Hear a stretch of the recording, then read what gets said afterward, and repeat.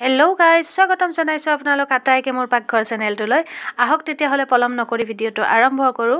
যেহেতুকে বিহুৰ বতৰ হেহে মোৰ পাকঘৰত আজি মই বনালো সান্দহৰ গুৰি। তো আহক তেতিয়াহলে ইনষ্টেন্ট সান্দহ গুৰি মই মোৰ পাকঘৰত মিক্সি জাৰত কেনেকৈ বনালো তাকে দেখুৱাও। এয়া হল বইল চাউল। মই ধুই পেলাই অকমান সময় এনেকৈ খুকুৰিত থৈ দিছিলো যেন ইয়াৰে পানীটো গোটেইখিনি নিগৰি যায় আৰু সম্পূৰ্ণৰূপে পানীটো নিগৰি গৈছে আৰু এয়া চাওক চাউলখিনি। এতিয়া মই ইয়াতে কেৰাহীত শুকান কেৰাহীত কোনো তেল নোহোৱাকৈ এইটো ফ্ৰাই কৰিম। সকলোৱে জানে সান্দহ কেনেকৈ বনায়, কিন্তু যিখিনিয়ে নাজানে তেওঁলোকৰ উপকৃতৰ কাৰণে মই এই ভিডিওটো মোৰ চেনেলত আপলোড কৰি দিলোঁ। এয়া মোৰ শুকান কেৰাহী আৰু ইয়াতে কোনো তেল নিদিয়াকৈ মই চাউলকেইটা ফ্ৰাই কৰি ল'ম। আৰু চাউলকেইটা ফ্ৰাই কৰাই হ'ল সান্দহ গুৰিৰ সোৱাদৰ সকলোতকৈ ডাঙৰ প্ৰচেছ। এনেকৈ চাউলকেইটা আপুনি লাৰি লাৰি আপুনি কৰাছেৰে এনেকৈ লাৰি থাকিব লাগিব, নহ'লে চাউলকেইটা তলত লাগি যাব পাৰে।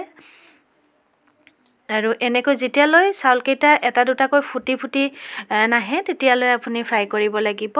আৰু সম্পূৰ্ণৰূপে ৰংচঙীয়া কৰি নেপেলাব, তেতিয়াহ'লে সান্দহ গুৰিখিনি খাবলৈ তিতা হয়।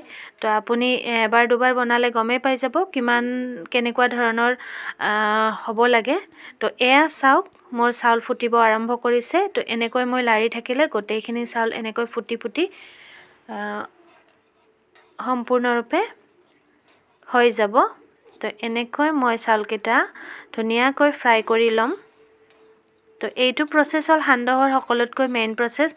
আপুনি ধুনীয়াকৈ এনেকৈ ফ্ৰাই কৰি ল'ব। আৰু এয়া চাওক মোৰ চাউলবিলাক কি ধুনীয়াকৈ ফুটি ফুটি আহিছে। আৰু জুইটো যদি আপুনি ভাবে যে বেছি হৈছে কমাই দিব, আৰু যদি কম হৈছে তেতিয়াহ'লে বঢ়াই দিব। এয়া চাওক চাউলবিলাক ফুটিছে। তো অকণমান সময় পিছত মোৰ সান্দহ গুৰিখিনি সান্দহৰ চাউলটো গুৰি কৰিবৰ কাৰণে ৰেডি হৈ যাব। মনত ৰাখিব, গৰমে গৰমে কেতিয়াও মিক্সি জাৰত আপুনি সান্দহৰ চাউল ভৰাই নিদিব। তেতিয়াহ'লে কি হয়, এক্সিডেণ্ট হোৱাৰ সম্ভাৱনা থাকিব পাৰে। আৰু যিটো গৰম ভাপ এটা হয় তাৰ কাৰণে মিক্সিটোত ছিটিকি যাব পাৰে আৰু আপোনাৰ এক্সিডেণ্টৰ সম্ভাৱনা থাকে। তো সেইকাৰণে যেতিয়ালৈ চাউলকেইটা ঠাণ্ডা নহয় আপুনি মিক্সি জাৰত নুখুন্দিব। এয়া চাওক মোৰ চাউলকেইটা মই ওলাই ল'লোঁ, গোটেইখিনি এতিয়া ফ্ৰাই কৰি ল'ম।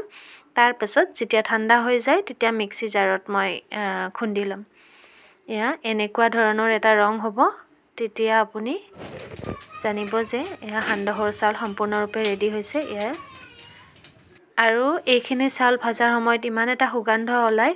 তো এয়া চাওক মিক্সিৰ মোৰ যিটো মিডিয়াম চাইজৰ জাৰ হয় সেইটোত মই অকণমান দি পেলাই খুন্দি ল'ম। গোটেইখিনি একেলগে নিদিওঁ, একেলগে দিলে গুড়াটো সিমান ভাল নহয়, তাৰ কাৰণে অকণমান এনেকৈ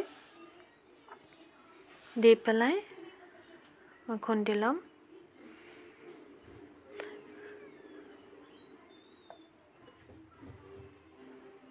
তো এনেকৈয়ে মই আজি মোৰ পাকঘৰত সান্দহৰ গুৰি মিক্সিত বনাই আপোনালোকক দেখুৱালোঁ। কেনে লাগিল ভিডিঅ'টো ক'বলৈ নাপাহৰিব। আৰু যদি ভাল লাগিল তেতিয়াহ'লে লাইক এটা কৰি দিব। আৰু চেনেলত যদি নতুন হয় তেতিয়াহ'লে মোৰ চেনেলটো ছাবস্ক্ৰাইব কৰি ল'ব। আকৌ এটি নতুন ভিডিঅ'ত লগ পোৱাৰ আশাৰে আজিলৈ ইমানতে। থেংক ইউ ছ' মাছ ভিডিঅ'টো শেষলৈ চোৱাৰ কাৰণে। Thank you so' much. Bye by.